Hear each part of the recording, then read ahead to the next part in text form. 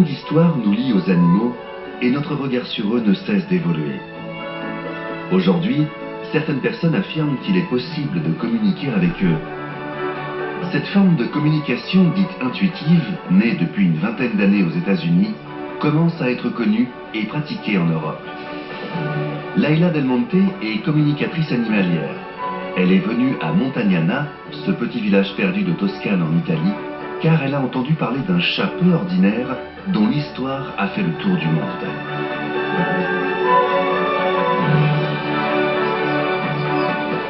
Ce chat s'appelle Toldo, et son histoire commence il y a 2 ans, lorsque son maître est décédé. Depuis, il se rend au cimetière sur sa tombe tous les jours, et même plusieurs fois par jour. Peu importe qu'il y ait du vent, qu'il neige ou qu'il pleuve, il ne manque aucun rendez-vous. Parfois, il apporte des cadeaux comme des petits bouts de bois ou des brindilles.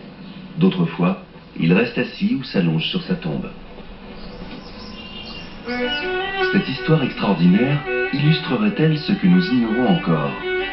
Les animaux seraient-ils capables d'émotions, dotés d'une forme d'intelligence et comme Toldo, ressentiraient-ils de l'empathie? En suivant Laila, nous allons découvrir un univers encore méconnu en France.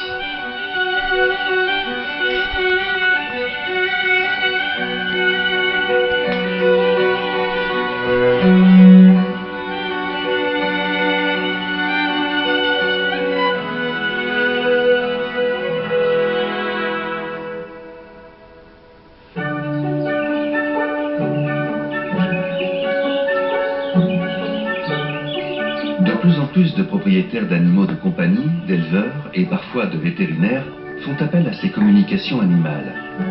Aujourd'hui, Laila a rendez-vous avec le docteur Thierry Bedossa, vétérinaire comportementaliste, qui exerce également dans sa clinique à Neuilly. Depuis 2004, il est aussi directeur de ce refuge en Picardie qui héberge les animaux en fin de vie et récupère les chiens jugés difficiles d'un point de vue du comportement.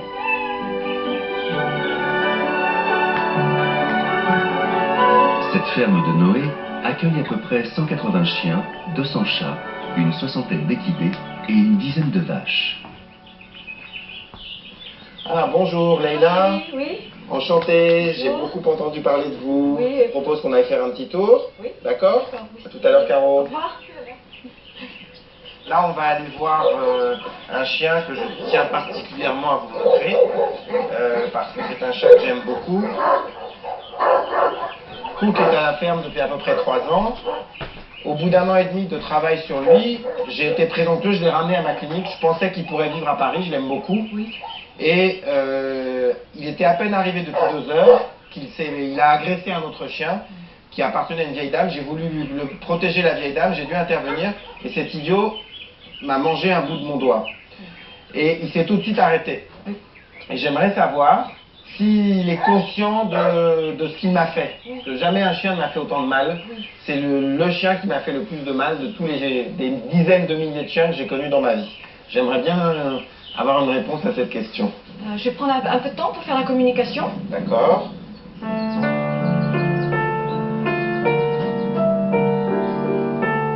Comme par télépathie, Laila rentre mentalement en contact avec Cook et note précisément les informations qu'elle reçoit de l'animal afin de les interpréter correctement.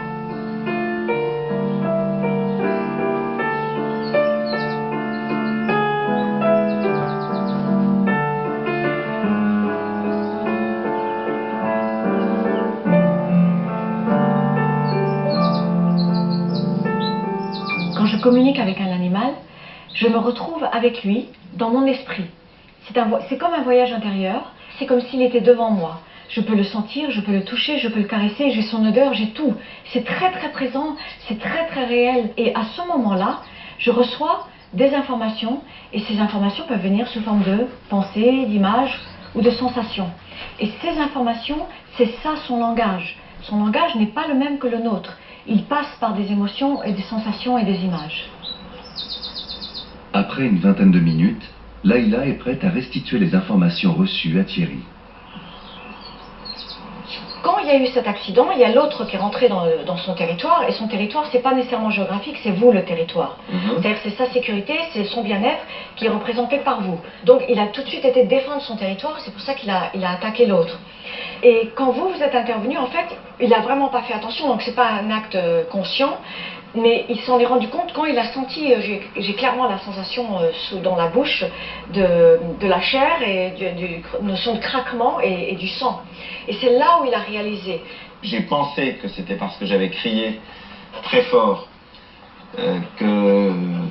qu'il avait arrêté, et en fait je me suis rendu compte a posteriori, ce qui recoupe exactement ce que vous dites, qu'il s'est arrêté parce qu'il avait mon doigt dans sa bouche. C'est ça la sensation. Il s'est assis, exactement, oui. Il s'est assis et puis ça a fait. Oui. Le truc est tombé à terre, et c'est là que j'ai regardé et que j'ai reconnu un bout de doigt. Alors, pour moi, une des problématiques de Cook, c'est justement cet abandon successif qu'il a eu et la peur d'être abandonné à chaque fois à nouveau et de perdre sa sécurité qui est représentée par vous. Et si je peux me permettre, je sens qu'il y a quelque chose par rapport à l'abandon dans votre vie. Pour moi, il y a un lien entre le vécu de Cook et votre vécu et la raison pour laquelle il est dans votre vie et cet accident qui s'est passé et le retour à la ferme. Tout ça, pour moi, c'est lié avec cette notion d'abandon. D'accord.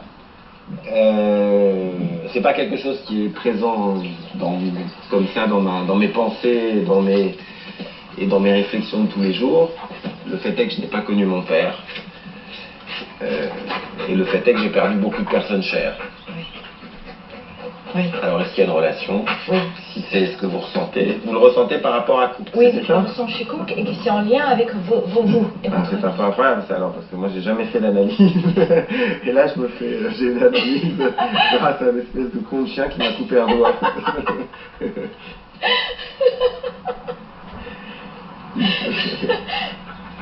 Dans votre profession, est-ce que vous avez remarqué que dans des problèmes de comportement de certains animaux, ça reflète des choses qu'il y a chez les compagnons humains? Moi, dans ma vie de clinicien, oui. Ce que je constate, c'est que les animaux de compagnie sont extrêmement sensibles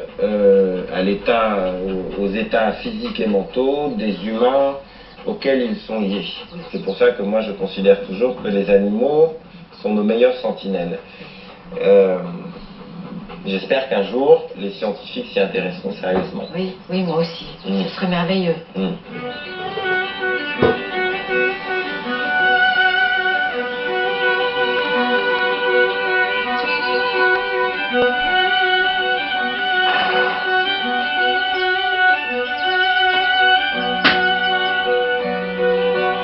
Profitant de la visite de Laïla, Thierry a envie de partager avec elle ses interrogations concernant l'un de ses pensionnaires félins très malades.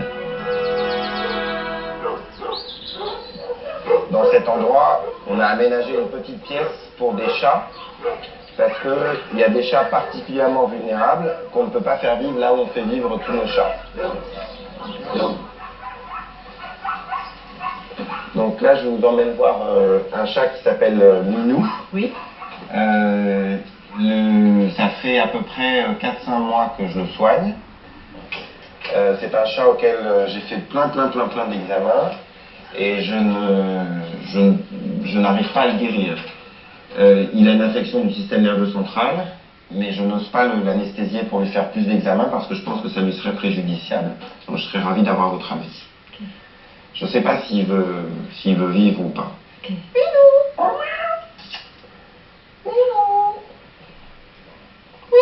Alors je vais prendre un moment pour me concentrer. Bien sûr.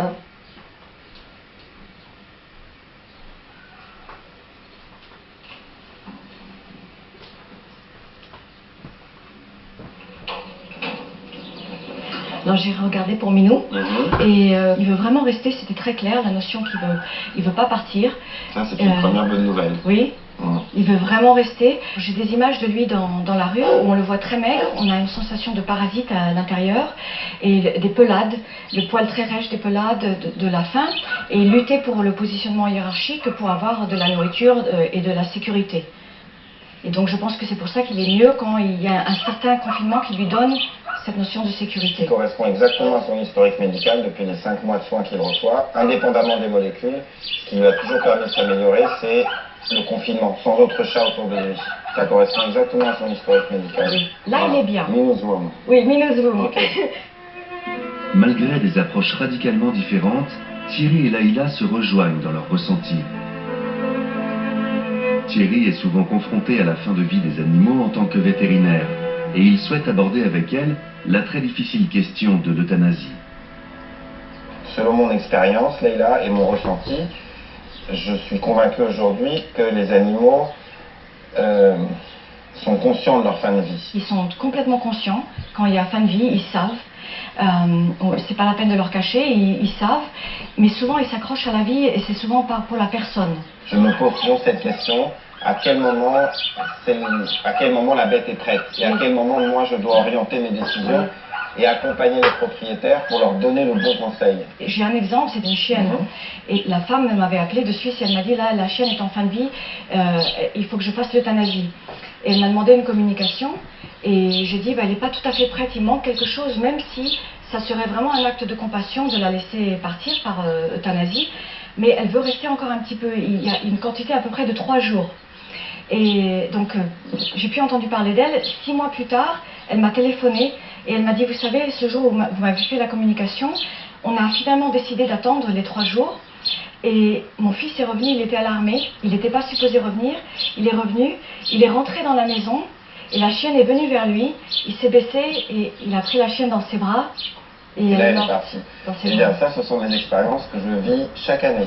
Des bêtes qui attendent quelque chose, mais moi, évidemment, je ne comprends pas ce qu'elles attendent.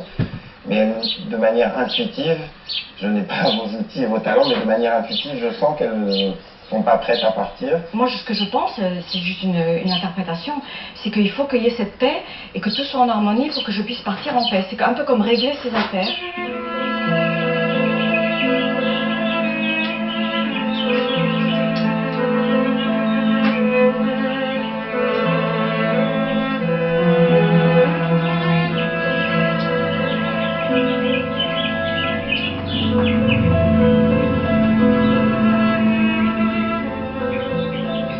Beaucoup de cas que j'ai rencontrés d'animaux qui ont des problèmes de comportement sont vraiment liés à compagnons humains.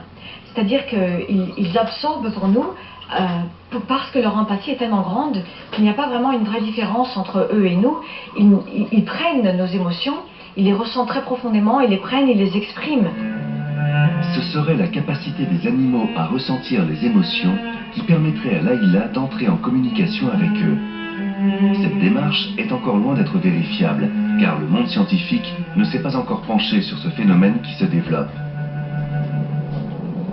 Laïla part dans le Jura suisse retrouver un anthropologue et auteur, Jérémy Narby, qui lui s'est interrogé sur la place de l'homme dans la nature et son rapport au monde animal, notamment chez les chamans d'Amazonie.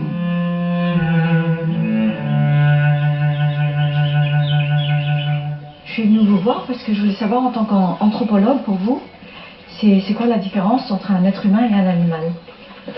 Alors, ça fait depuis longtemps que dans les sociétés occidentales, les penseurs ont été obsédés par ce qui nous séparait des animaux, où il y a une longue liste de qualités qui sont supposément le propre de l'homme, la capacité d'abstraire ou de faire des outils, et ainsi de suite. Et cette liste a fondu comme neige au soleil. Et un de mes collègues, Pascal Pic, a dit dernièrement: l'homme n'est pas le seul animal qui pense, mais c'est le seul qui pense qu'il n'est pas un animal.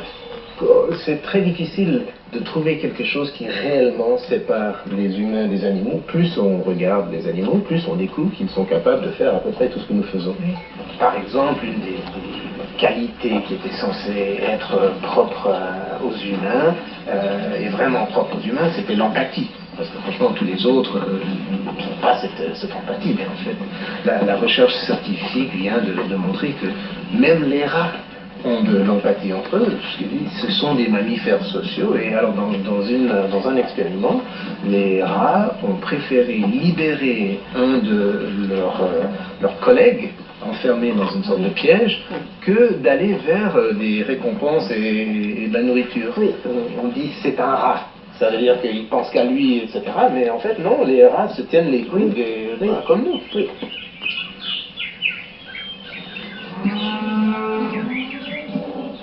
Jérémy est curieux d'assister à une communication animale. Il présente Laïla à Julien, un éleveur voisin qu'il connaît bien. Salut Julien, comment vas-tu? Bien, salut. C'est Laïla Del Monte. Bonjour, madame. Julien Villaume. Laïla fait de la communication avec les animaux. Comment je veux dire? Je me demandais, moi, c'est quoi la télépathie? Oui. Oui, c'est surréaliste, c'est quoi? Non. Alors, c'est juste la capacité de fondre mon esprit avec le leur et de sentir comment ils se sentent. Ben écoute, j'ai jamais entendu ça. J'aimerais savoir si mes 2 vaches se plaisent ici. Oui. Ça fait 1 année et demie qu'elles sont là. Oui. Et puis je me suis rendu compte que qu'il y a une nette amélioration. Oui, tout à fait. Et puis j'aimerais savoir, vous, ce que vous en pensez. Oui.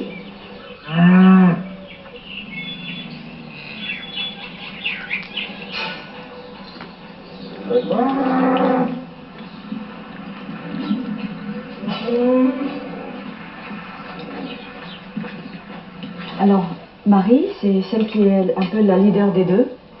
Et c'est elle qui aide l'autre. Parce que Hélène, elle est plus émotionnelle que Marie. Marie, elle capte mieux les choses qui se passent autour d'elle. Et elle est très à l'écoute de vous, elle vous perçoit beaucoup. Ah oui, oui. Oui. J'ai déjà remarqué ça. Oui, des fois vous entrez avec plus de préoccupations. Par rapport à la santé de quelqu'un, il y a quelque chose. Elle m'a envoyé l'image de quelqu'un de plus jeune et avec problème de santé. Ah ben maintenant c'est bon, c'était une personne qui était, comment je vais dire ça, c'est sa maman, c'est une amie, une très grande amie à moi, et puis son gamin, ben, il est bien malade. Et puis ben, quand je l'ai visité il n'y a pas longtemps, et puis c'est confié quoi. Puis ça m'a fait quand même un petit choc.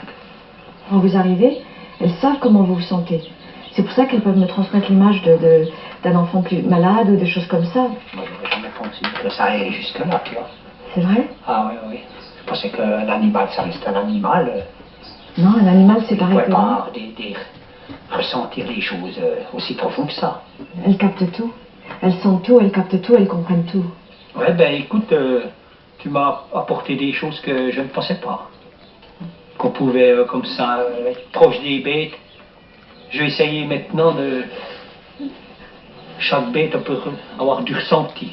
Oui, absolument. Je vais essayer d'un peu plus être proche. Je pense qu'il y aurait quelque chose à faire. Oui. Cette forme de langage intuitif totalement surprenant est peu développée dans nos sociétés où la pensée rationnelle domine. Mais qu'en est-il pour d'autres traditions ? Ce que disent les chamans amazoniens, ils disent le langage normal nous sépare des autres espèces puisqu'ils ne parlent pas un langage humain, mais lorsqu'on utilise certaines plantes pour se modifier la conscience, on peut sauter cette barrière de communication et entrer sur une sorte de même longueur d'onde que les plantes et les animaux et avoir des échanges, des communications avec ces autres entités. De cette façon-là, s'ils font attention, ils voient que cette essence émet une mélodie ou une vibration. Et le travail du chaman commence par apprendre cette mélodie. Et un humain est capable d'émettre une mélodie en retour, ce qui fait qu'il y a une interface possible, une communication possible entre un humain et l'essence d'une plante ou d'un animal qui passe à travers le chant. La faculté des chamans à communiquer avec la nature est aujourd'hui reconnue. La pratique de Laïla est différente. Elle communique actuellement essentiellement avec des animaux domestiques. Mais est-il possible de le faire avec des animaux sauvages, vivant en semi-liberté ? De nombreuses expériences ont démontré que les grands singes sont capables de communiquer avec l'homme et que nous, Homo sapiens, partageons notre patrimoine génétique à plus de 98% avec les chimpanzés. Nous sommes dans la vallée des singes, près de Poitiers. Magali y est soigneuse depuis 15 ans et elle connaît très bien ses pensionnaires.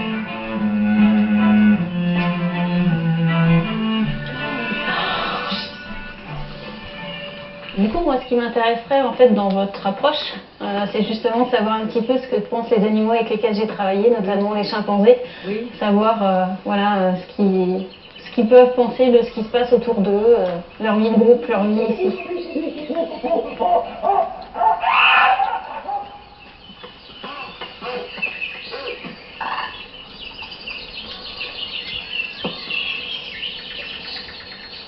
Eh, c'est pas une bonne idée. Bastian, non. Est-ce que tu souhaites? Ah oui, on va se faire canarder. Oui, c'est ce que je pensais. Honnêtement, c'était voilà, c'est juste pour dire qu'il est chez lui. Donc voilà le groupe. Donc on a 9 chimpanzés sur l'île, des frères et des demi-frères. Alors moi j'aurais vraiment une question par rapport à ce groupe. Il y a un individu, Wonder, qui me fait poser plein de questions.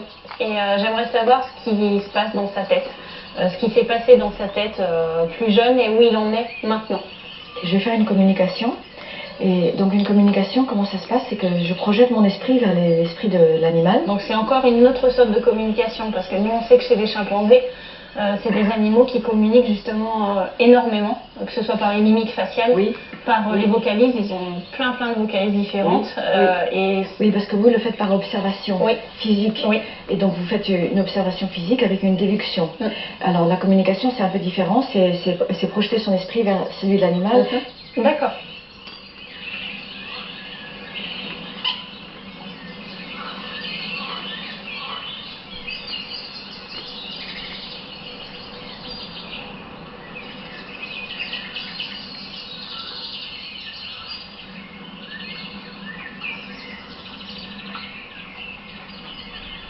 Ce que j'ai remarqué là, en faisant la communication, donc pour moi c'est la première fois, c'était vraiment étrange, c'est qu'il y a vraiment la position sociale est extrêmement importante et ça les affecte mais vraiment beaucoup émotionnellement. C'est des grandes émotions et qui durent longtemps et qui les affectent vraiment beaucoup.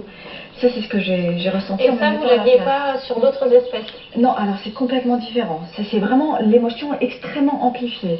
Et c'est les mêmes émotions que nous, mais à un degré énorme. C'est comme quand on vit des opéras, par exemple. Voilà, la magnitude des opéras de Verdi, par exemple.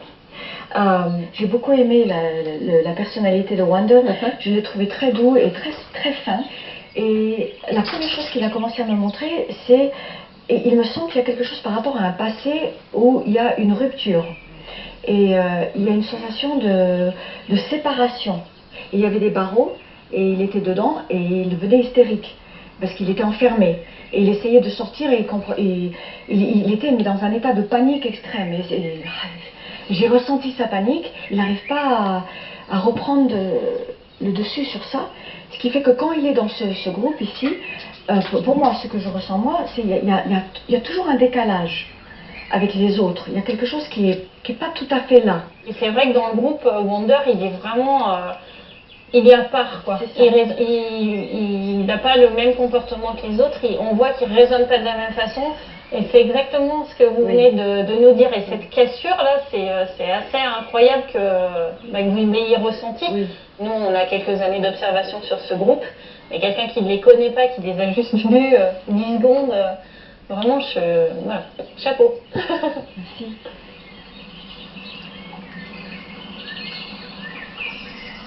Ce qui me motive à faire la communication animale, c'est d'abord pour moi au niveau de la sensation de qui est l'animal, de pouvoir le ressentir complètement à l'intérieur de moi, dans toutes mes cellules, et parce que j'adore les animaux, et c'est de pouvoir sentir qui ils sont et sentir la différence entre tous les esprits différents qu'ils ont. Mais c'est surtout pour la condition animale. C'est pour pouvoir montrer aux personnes qui n'ont peut-être pas cette sensibilité qu'ils ont une conscience, qu'ils ont des pensées, qu'ils ont des émotions.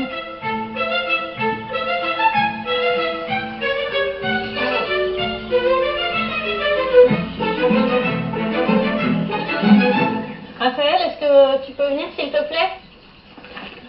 Alors en fait, Leïla est rentrée en communication avec les chimpanzés.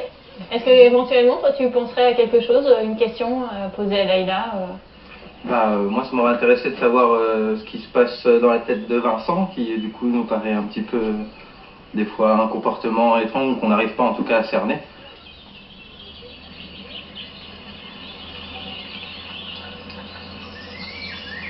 Pour moi, Vincent, il y a une sensation de solitude. comme s'il était à l'écart aussi, et triste, aussi triste un petit peu. Si on avait un groupe, ça serait celui qui est l'individualiste, qui ne fait pas comme les autres. Mais je le trouve un peu étrange, je sais pas, comme s'il était hors du sujet. C'est exactement. Il est hors du sujet. Vincent, il a la capacité de ressentir les êtres humains, et profondément, de comprendre les soigneurs. Ah, bah, du coup, j'aimerais bien savoir comment il ressent mes collègues. Alors, il faut me donner un petit peu de temps.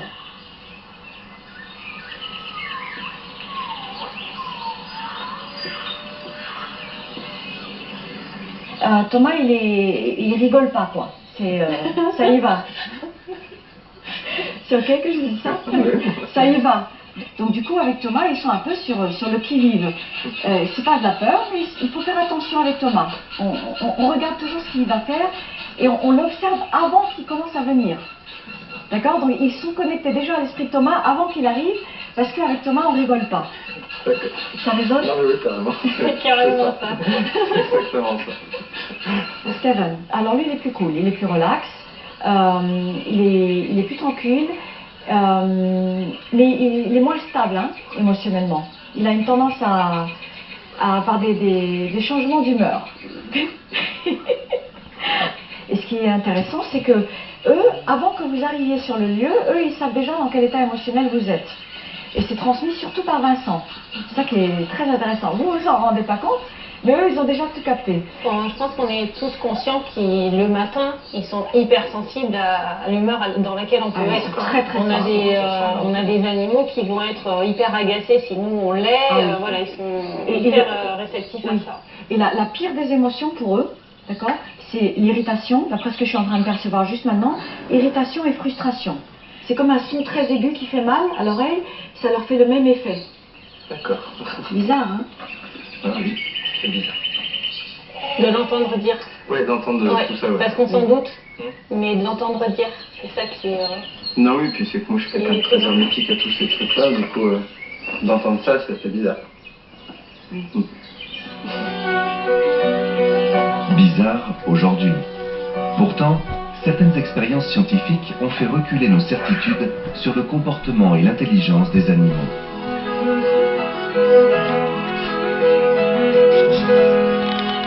J'ai toujours senti que tous les animaux ont des émotions, ont des pensées extrêmement fortes, extrêmement développées, pareil que les nôtres. J'ai aussi toujours senti qu'ils ont une conscience, qu'ils savent ce qui se passe, qu'ils comprennent qu'est-ce qui se passe. Mais spécifiquement chez les grands singes, c'est le degré de conscience qu'ils ont. C'est-à-dire qu'ils peuvent, par exemple, se projeter dans le futur et calculer des actions pour obtenir quelque chose. Donc pour obtenir une place sociale, par exemple, ils peuvent aussi capter les émotions de tous les autres. Donc dans le groupe, il y a non seulement de l'empathie, mais il y a là aussi la conscience des émotions de l'autre. Il y a aussi la conscience de qui sont les soigneurs, et il y a aussi la conscience de soi. Très grande conscience de soi, de qui je suis moi, et qui est l'autre, et comment moi je me place par rapport à celui qui est en face de moi. Et en général, on dit que ça, c'est propre aux humains. C'est franchement extraordinaire.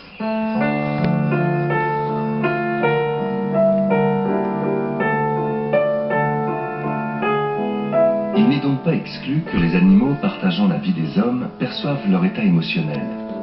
Mais jusqu'à quel point sont-ils affectés par nos émotions et nos pensées? Et quel meilleur exemple pour l'expérimenter qu'un cavalier et sa monture?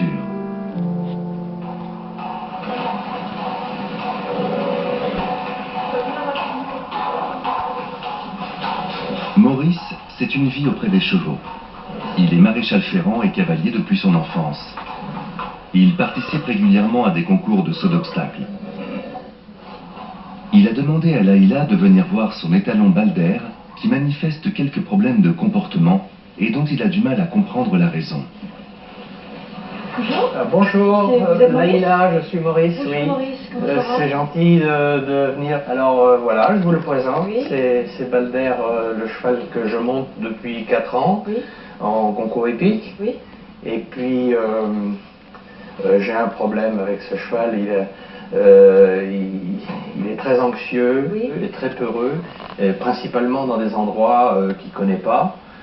Alors je voudrais que vous m'aidiez à résoudre ce problème, si c'est possible. Oui. Je vais me concentrer un petit peu. Oui, Oui. Et puis après, on va parler. d'accord. Oui. Entendu. Bon, là, je vous laisse faire, alors.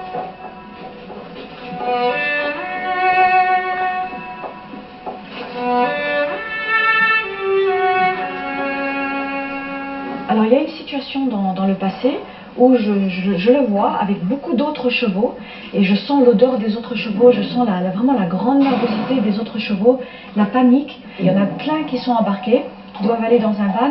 Il y a beaucoup d'anxiété, beaucoup de préoccupations et cette anxiété se transmet à tout le monde. Ah, bien sûr, oui. Et cet événement spécifique, c'est resté dans sa mémoire quelque part. Et donc quand il se retrouve dans un endroit où il y a beaucoup de chevaux, Ça représente une même situation. voilà, il se rappelle de ça. C'est comme si ça représentait la même chose et, Oui. et qu'est-ce qui va m'arriver maintenant? Voilà, Et est-ce qu'il va m'arriver encore la même chose? voilà. Il a très peur de perdre ce qu'il a, parce qu'il se sent bien avec vous, il vous aime bien. Jamais de ma vie, je montais un cheval avec lequel j'ai eu des sensations aussi fortes. Oui. Jamais. C'est Oui. le premier cheval avec lequel j'ai des sensations fortes comme ça. C'est très fusionnel, il a peur de le perdre. Et parce qu'il a peur de le perdre, il veut absolument vous faire plaisir. Il ne sait pas comment faire, il ne comprend plus. Et donc ça le stresse beaucoup, ça le met, sa panique, elle monte encore plus.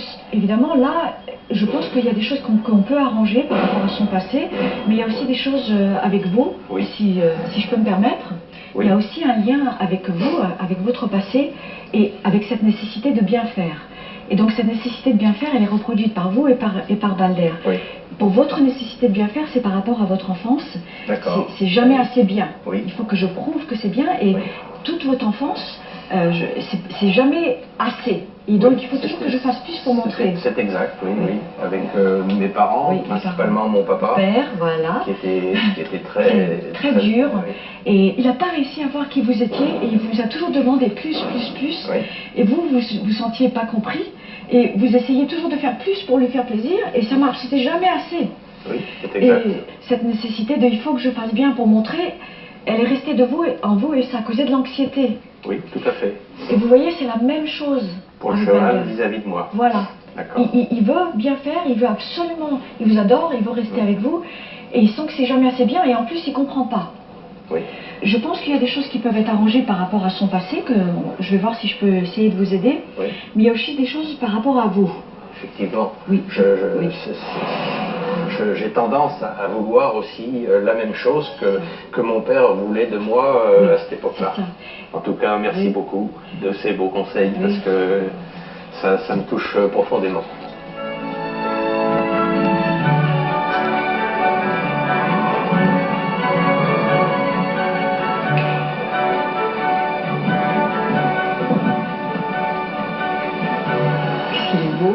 Étonnamment, Laïla peut aussi contribuer au bien-être des animaux en travaillant sur les traumatismes perçus. En général, quand je fais une communication, je suis en mode réceptif. Je perçois des informations. Mais je peux aussi faire l'inverse. Je peux transmettre. Je peux transmettre une notion de sécurité, de paix ou de bien-être. Pour faire cela, je vais utiliser leur propre langage. Je vais transmettre des images, des sensations physiques ou émotionnelles, et même des sons. Recevoir, mais également émettre des informations. Au-delà de toute rationalité, cette communication interespèce est-elle possible? Au centre de primatologie de l'Université de Strasbourg, des scientifiques s'emploient à l'étudier. Laïla est venue voir Hélène et Charlotte afin de découvrir les recherches en cours. Je vais vous montrer où est-ce qu'on travaille avec les macaques de ton client. Donc voilà, leur parc est ici, hein, ils ont un demi-hectare où ils évoluent en semi-liberté. Et puis nous on travaille dans un petit espace un peu plus clos où ils entrent spontanément quand ils ont envie. Donc l'idée de l'expérience en fait c'est de savoir si les macaques sont sensibles à notre attention et s'ils vont communiquer de manière intentionnelle avec nous. Un expérimentateur va cacher une récompense alimentaire, le deuxième expérimentateur ne sait pas où est cette récompense et on va regarder quels signaux, quels gestes vont utiliser les macaques pour lui indiquer l'emplacement de cette récompense alimentaire. Par rapport à l'attention, je voulais juste savoir si c'est l'attention physique ou l'attention mentale, émotionnelle. Alors, on ne peut pas en fait quantifier, nous, avec nos recherches, l'attention émotionnelle, donc on va utiliser des indices physiques, à savoir est-ce que les yeux sont ouverts ou fermés, est-ce que la tête est orientée vers le sujet ou de côté, et en fonction des résultats, on saura à quel point il est sensible à chacun des indices, le corps, la face ou le regard. Ok, Voilà.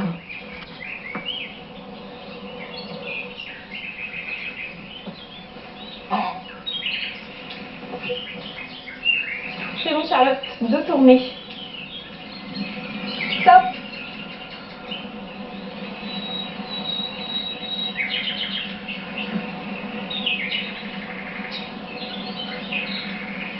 Stop.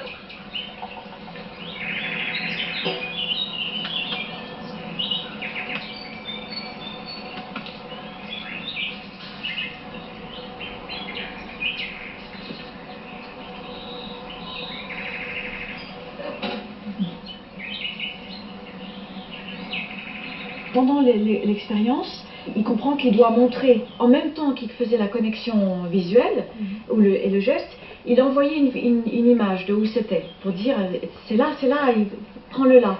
Et en fait, ça l'amuse, lui. Les animaux, pour moi, c'est comme ça qu'ils communiquent entre eux. Et c'est pour ça quand je parlais au niveau des expériences et je disais qu'ils envoient des images où ils comprennent des choses qui se passent avec les êtres humains, ils les comprennent comme ça parce qu'ils perçoivent. Si ça marchait comme ça, pourquoi ils auraient besoin d'autres signaux? Pourquoi ils auraient besoin de faire des cris? Pourquoi ils auraient besoin de faire des gestes? Oui. Mais c'est pareil que nous, on a des pensées, on a des émotions, mais on utilise aussi la parole pour connecter avec quelqu'un d'autre. Nous aussi, quand on parle, on envoie des images mentales en même temps aussi. Simplement, on ne se rend pas compte qu'on est en train de le faire. Mais si on pense, je me suis promenée dans un parc à 5 heures, dans une forêt, et on le dit à quelqu'un, l'autre personne, elle va recevoir des images de cette forêt à 5 heures de l'après-midi. Enfin, moi, de mon point de vue scientifique, vous créez des images en parlant, le récepteur se crée des images en recevant, mais qu'il crée par rapport à ses propres référentiels et qui ressemble. Pour moi, du coup, l'image perçue ne va pas être la même image que l'image envoyée par l'émetteur. Oui, et ça peut être mélangé en fait, avec les êtres humains en tout cas. C'est-à-dire que la personne, elle va avoir les images par rapport à sa mémoire, oui, son référentiel, mais en même temps, c'est possible qu'elle a pu capter ça de ce qui a été envoyé par la personne qui envoie. Oui, non, mais il faudrait analyser ça de la manière dont nous on le fait. Oui, tout à fait. Pour persuader un petit peu plus la absolument. communauté scientifique. Oui, tout à fait. Oui. Ce qui me frappe, c'est que quand on parle d'intelligence pour les animaux, c'est toujours selon nos critères à nous humains. C'est-à-dire que l'animal doit faire ce qu'on veut, comme on veut, quand on pense qu'il doit le faire. Et pourtant, l'animal, il a son intelligence à lui qui est très spécifique et qui est liée à ses sens et à son instinct. Et l'animal, il vit complètement dans le présent. Et en étant dans ce présent complet, il a tous ses sens qui sont très aigus et qui reçoit un flot d'informations qui lui permet de gérer son monde. Et nous, humains, on ne soupçonne même pas le degré de l'intelligence des animaux et quelle est cette intelligence.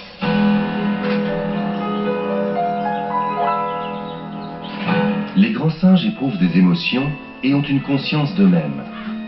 Les animaux de compagnie, comme le chat Toldo, qui se rend quotidiennement sur la tombe de son maître, ressentent de l'empathie pour les humains avec lesquels ils vivent. Mais qu'en est-il de la conscience des oiseaux? C'est l'étude que mène Auguste von Bayern, biologiste et spécialiste des corbeaux. Laïla n'est pas au bout de ses surprises. Nous étudions l'intelligence des corbeaux depuis une quinzaine d'années à l'université d'Oxford. Et nous nous intéressons particulièrement aux corbeaux de Nouvelle-Calédonie. Pourquoi sont-ils si spéciaux? Dans la famille des corbeaux, ils sont la seule espèce à l'état sauvage à utiliser des outils. Ah oui, c'est fascinant.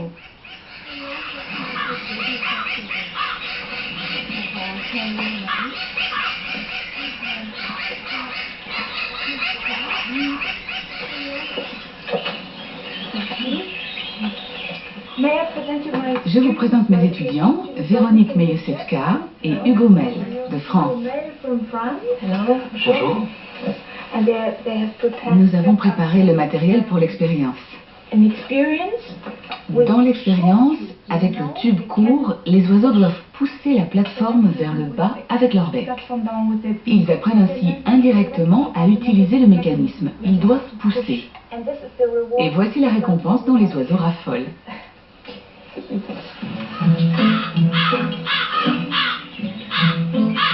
Dans cette expérience, on présente au corbeau la boîte munie d'un tube court.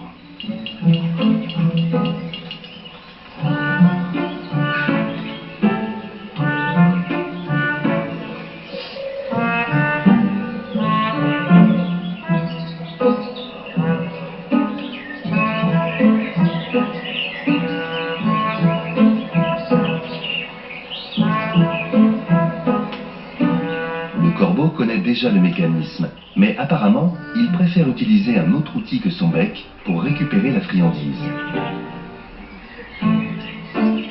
Ensuite, on lui présente une autre boîte équipée d'un tube long et les brindilles aux alentours ont été enlevées. Le corbeau va-t-il trouver une nouvelle méthode pour actionner la trappe ?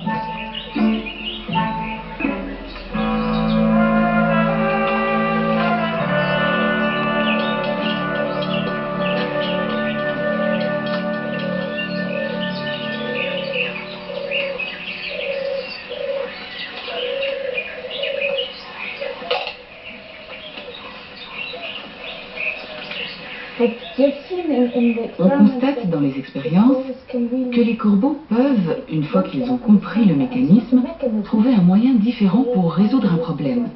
Ici, ils utilisent des cailloux qu'ils jettent dans le tube. Oui, j'ai connecté mon esprit avec l'esprit du corbeau et j'ai ressenti ce qu'il ressent. J'étais impressionnée par la précision de son esprit et la façon dont il est concentré sur son objectif. Mais le plus incroyable, c'est son processus de pensée. C'est comme des mots, les pensées forment une séquence. Tout ça est très cohérent. Les pensées se succèdent dans un certain ordre, sans aucune distraction extérieure. Je n'ai pas vu ça très souvent. C'est vrai qu'on dirait qu'ils sont réellement capables de se concentrer.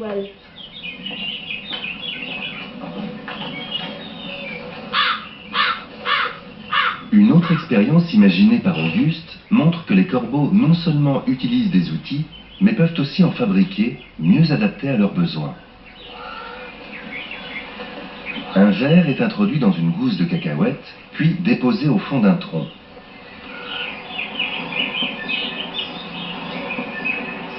Une tige droite, mais au bout flexible, lui est proposée comme outil.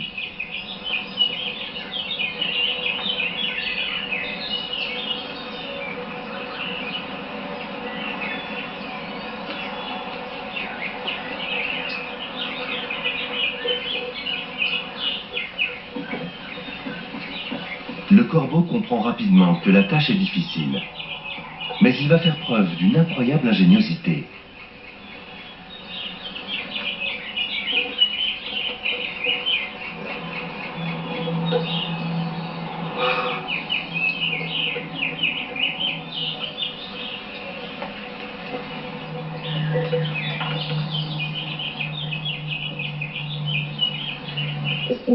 C'est étonnant parce que cela montre que lorsqu'ils ont compris le fonctionnement et qu'ils savent ce dont ils ont besoin pour résoudre un problème, ils sont capables de trouver une solution qu'ils n'avaient jamais utilisée auparavant. Ceci est difficile même pour un jeune enfant. Absolument. C'était prodigieux. Ce que j'ai trouvé intéressant, c'est la rapidité de son esprit et sa capacité à séparer les choses. Il peut séparer les objets qui sont autour de lui entre ceux qui vont lui être utiles et ceux qui ne le sont pas. Il y a une forme d'analyse.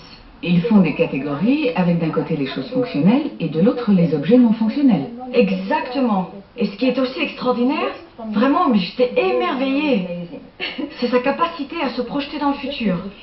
S'il veut obtenir quelque chose, il peut le faire. Et calculer que s'il fait ceci, il obtiendra cela, et s'il obtient cela, il pourra alors obtenir ceci. Mais en réalité, il garde toujours en tête son objectif final. C'est très intéressant que vous évoquiez cela, car c'est un sujet que nous étudions à travers plusieurs expériences. Jusqu'à quel point les corbeaux peuvent-ils se projeter dans le futur? Lorsqu'il a changé la forme du bâton pour en faire un crochet, pour l'utiliser dans la boîte, le corbeau a vraiment ressenti ce qui était en train de se passer. Je veux dire qu'il ne s'agit pas d'une simple observation de sa part, mais qu'il a une perception sensorielle du crochet qui attrape la récompense.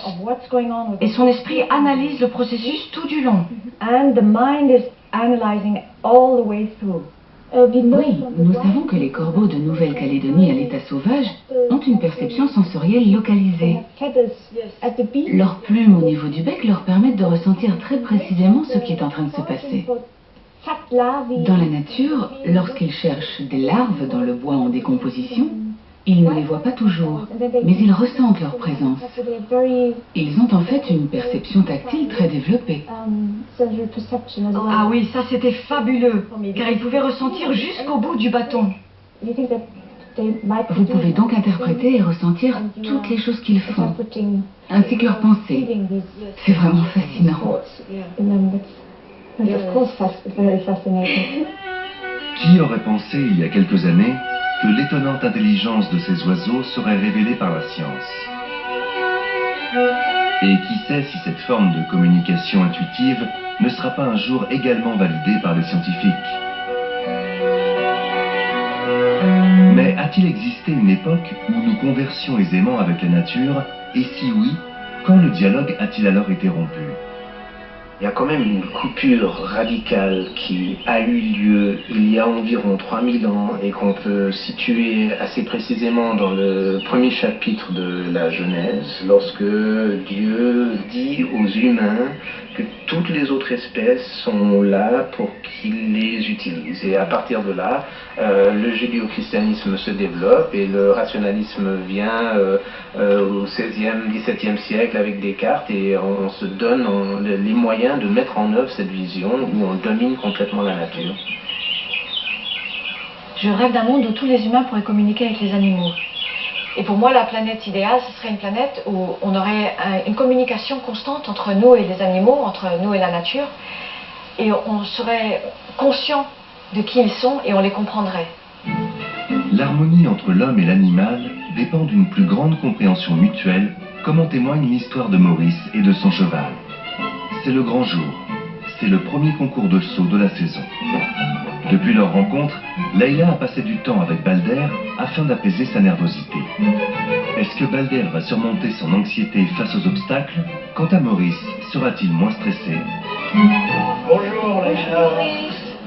Et alors, Balder, comment il va? Le cheval est beaucoup plus serein, et vous voyez, il y a quelques semaines en arrière, le cheval m'aurait déjà fait des crottins de peur, d'excitation. Oui. Alors que là, aujourd'hui, il m'en a pas encore fait un seul. Oui. Et je sens le cheval beaucoup plus coopératif lorsque je lui demande quelque chose. Oui. Voilà. Bonne chance.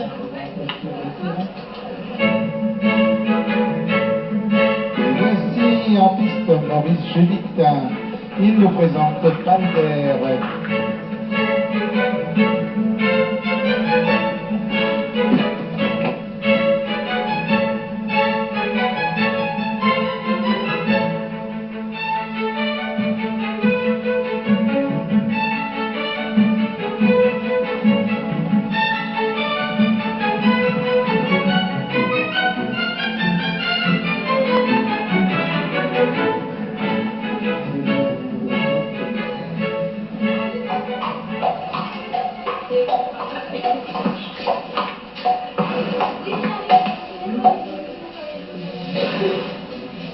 Alors, Maurice. Et il vous a fait la démonstration de ce qu'il sait faire, hein, de son refus qu'il ne veut pas lorsqu'il est sur le terrain, quoi. Oui, moi je l'ai vraiment perçu beaucoup plus calme par rapport à avant, Oui. mais vraiment là il a vraiment capté beaucoup votre anxiété à vous sur le moment. Je pense qu'il est tellement sensible à vos émotions Oui. qu'il faut travailler plus cette confiance qui vient de s'établir avec vous et lui, et il faut travailler votre appréhension. J'aimerais tellement y arriver, quoi, que voilà, je vais travailler encore. Voilà.